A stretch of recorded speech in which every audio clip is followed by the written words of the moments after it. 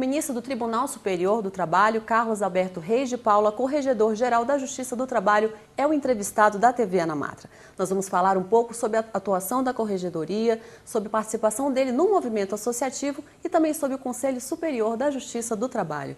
Ministro, muito obrigado pela entrevista para o nosso programa. Gostaria primeiramente que o senhor falasse um pouco da participação do senhor no movimento associativo, que o senhor participou lá na Matra 3. Qual a importância dessa atividade para os juízes do trabalho? Olha, eu me recordo, quando me tornei juiz, no primeiro dia me inscrevi na Matra. E, ao longo do tempo, sempre procurei ter uma participação ativa. Cheguei por 2 vezes a ocupar o cargo de vice-presidente, participei algumas vezes do conselho. Por que participar de uma associação? Exatamente naquele princípio básico, nós valemos enquanto somamos. Isoladamente, nós não temos força, não temos capacidade de influenciar. E a partir do momento em que juntos nós somos capazes de melhor refletir. A Emenda Constitucional 45 estabeleceu a criação da Escola de Aperfeiçoamento dos Magistrados da Ana Matra, do qual o senhor foi o segundo presidente. Qual a importância da escola para o juiz do trabalho? A escola foi instalada em setembro de 2006, eu me tornei presidente da escola, se bem me recordo, em fevereiro de 2007. Foi a experiência mais marcante na minha vida, situada a atuação, logicamente, como magistrado, do ponto de vista administrativo. Uma experiência riquíssima. É muito importante você ter a oportunidade de conviver com aqueles que começam uma carreira na magistratura, sentir essa magistratura que amanhã vai desenhar a justiça do trabalho, ver os problemas e a distância e como o tempo altera as coisas, como as coisas eram em determinado momento e como são agora. Foi uma experiência riquíssima, repito, e eu entendo que foi esses 2 anos em que eu respondi pela direção da Enamatra vão ficar definitivamente na minha vida. A Emenda 45 também criou o Conselho Superior da Justiça do Trabalho.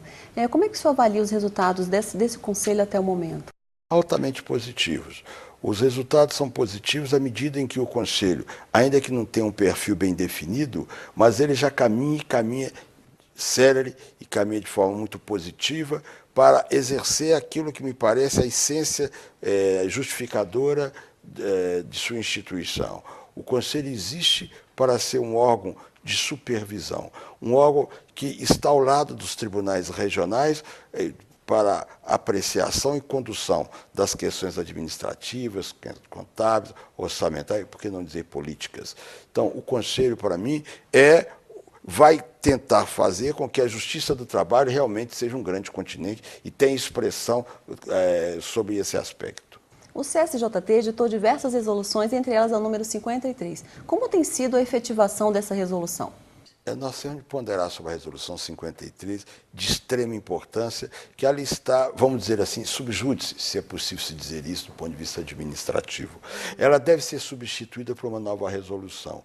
A 53 resultou de um estudo feito basicamente por um colégio de presidente de tribunais regionais. A implantação, nós percebemos que na implantação ocorreram e ficaram evidenciados alguns problemas. É muito difícil nós termos normas que se apliquem para 24 tribunais regionais, tribunais que são fundamentalmente diferentes. Daí porque, provocado pelos próprios tribunais, e principalmente pela Coleprecor, Colégio dos Presidentes e Corregedores dos Tribunais Regionais, nós estamos na fase final de análise e aprovação de uma nova resolução que vai substituir a 53. E o senhor acredita que vai ser realmente possível essa uniformização da estrutura?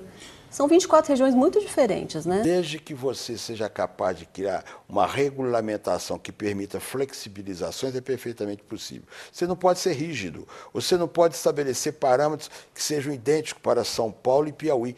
Só para exemplificar, um tribunal que tem 64 juízes no tribunal e outro que tem 8. Um tribunal que tem 8, ou melhor dito, 10 varas, o outro que tem quase mais de 150 varas. Quer dizer, então nós temos que ter o devido balanço para encontrar soluções. A gente tem falado muito agora, né, o Conselho Nacional de Justiça, do planejamento estratégico. E dentro desse planejamento estratégico também está tão comentada a Meta 2, que prevê que todos os processos, né, que deram entrada até o final de 2005 devem ser julgados até o final deste ano. Como é que o senhor acha que vai ser o cumprimento dessa meta aqui pelo Tribunal Superior do Trabalho e também pelos tribunais regionais? Eu faço duas observações sobre o Meta 2. Se você me pergunta objetivamente como vai ser o cumprimento, eu posso praticamente assegurar que, em relação aos regionais, quase todos vão cumprir a meta. E aqueles que não o cumprirem vão ficar sem cumpri-lo por questões que não dependem do próprio tribunal. Processo acolhido uma nulidade ou uma sentença, retornam, processos que estão a depender de diligência.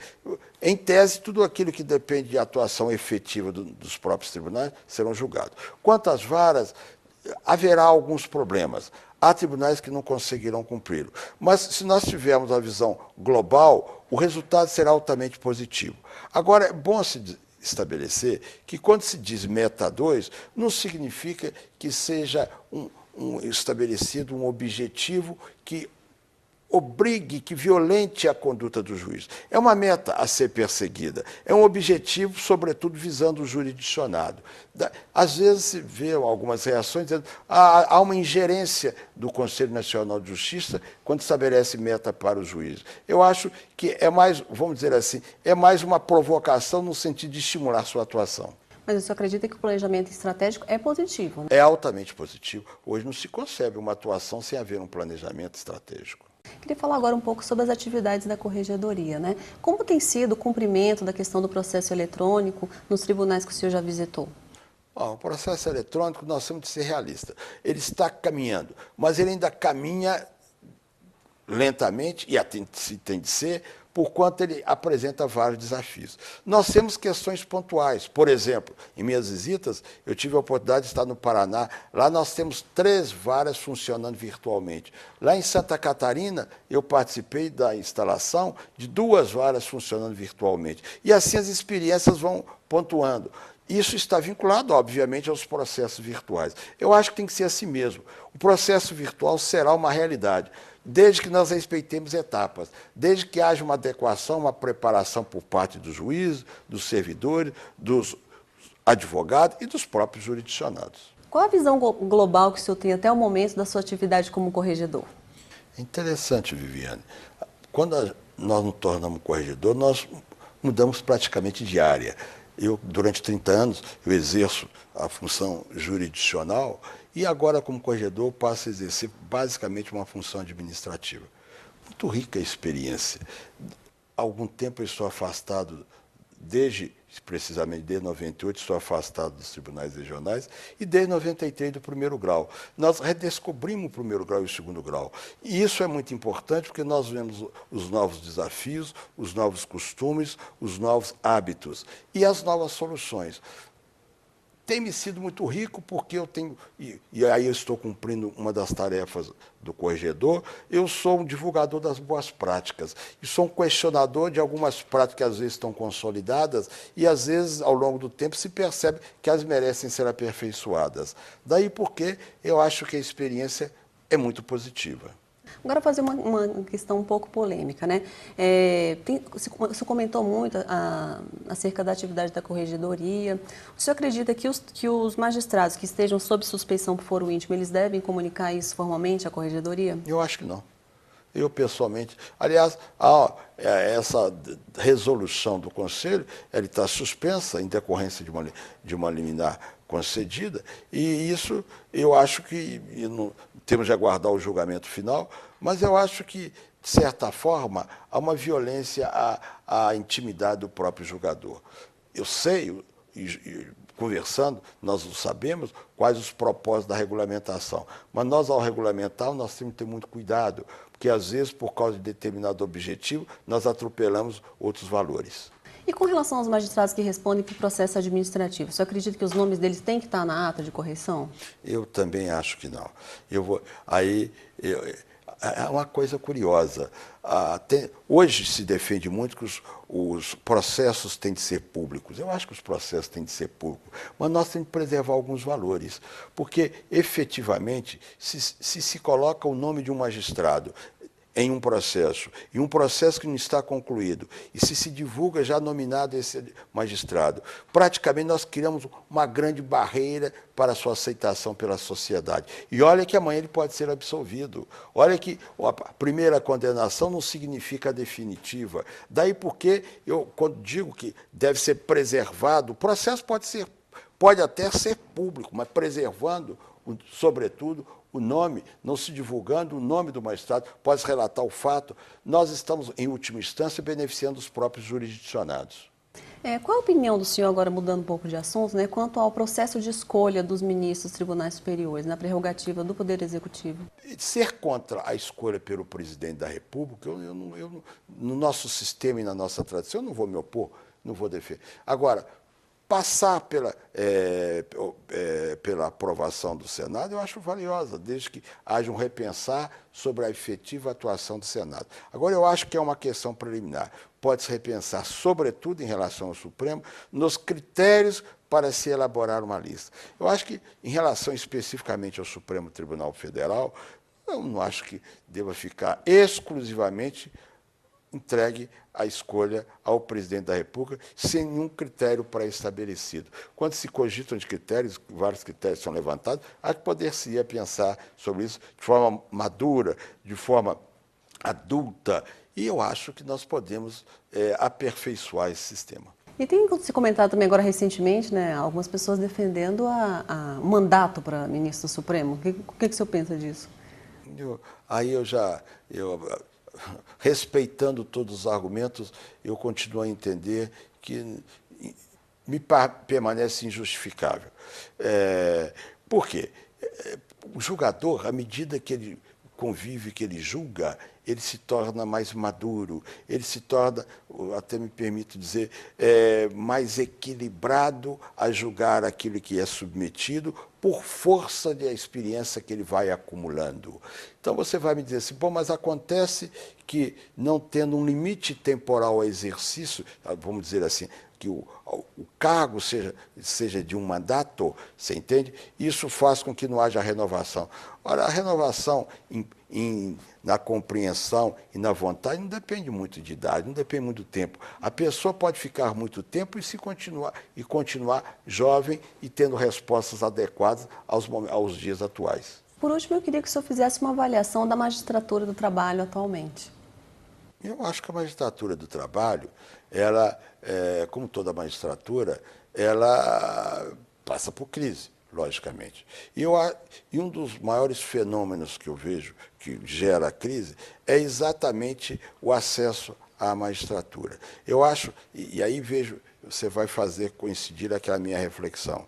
O grande desafio da magistratura, um dos grandes desafios, consiste exatamente em nós, hoje, acolhermos os novos magistrados e esses magistrados estarem adequados, se ajustarem aos desafios que a magistratura importa. Daí porque um dos grandes desafios da magistratura consiste na valorização das escolas, na nossa hipótese objetiva, na área trabalhista, da ENAMAT e das escolas judiciais.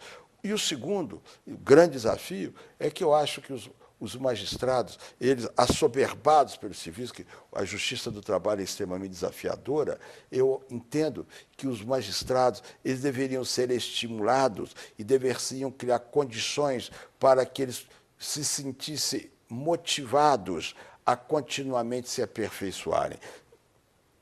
Não só em termos teóricos, mas em termos práticos. Aí a atuação da própria associação, da própria ANAMAT, ganha relevo, porque ela, enquanto associação, ela pode ser um fator decisivo nesse aperfeiçoamento, vamos dizer assim, nesse desenvolvimento do juiz enquanto vinculado à sua atuação. Você gostaria de deixar alguma mensagem para os juízes do trabalho? No final do ano, sobretudo, dizer a eles que nós podemos nos dar por satisfeitos pelo que nós fizemos. Aqui no TST temos essa certeza. E também em relação aos regionais, apesar dos percalços, eu como corregedor já visitei 11 tribunais regionais, de março até agora. Eu acho que os tribunais regionais, tanto no segundo grau quanto no primeiro grau, eles podem dizer que cumpriram sua missão. Agora, digo que cumpriram sua missão, o que significa, e nós constatamos isso, que nós continuamos a ter desafios. E é muito importante a gente ter desafio e ter capacidade de aceitá-los e enfrentá-los. Minha saudação é no sentido de cumprimentá-los e esperar que eles estejam sempre dispostos a evoluir, a crescer, a estar profundamente vinculados e comprometidos com a prestação jurisdicional a mais adequada, a mais séria e a mais justa. Tá certo, ministro. Muito obrigado pela entrevista para o nosso programa. Muito obrigado a você, Viviane. Foi um prazer. Participe você também da TV Anamatra. Envie sua crítica, sugestão ou elogio para o e-mail tv@anamatra.org.br. Obrigada pela companhia e até nosso próximo encontro.